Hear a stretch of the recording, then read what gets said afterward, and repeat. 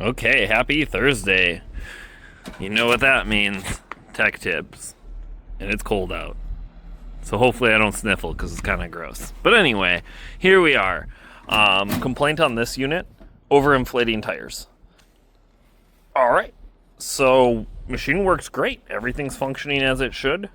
But there is one issue. Remember, when it goes to check for pressure, it opens up a valve. So it opens up that valve to relieve pressure.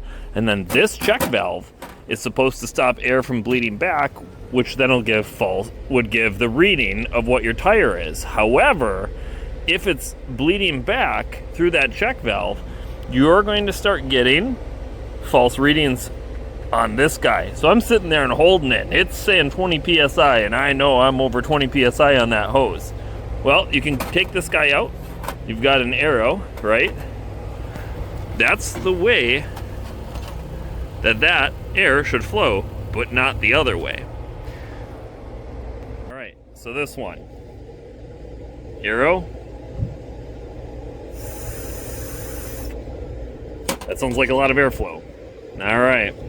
Arrow, new one. No airflow. I'm gonna go out on a limb. Everything's working right, but that part. Probably that part. Hopefully that helps you out. Have a good one, and maybe we'll talk some more on Excel Air Machines. We'll see you next time.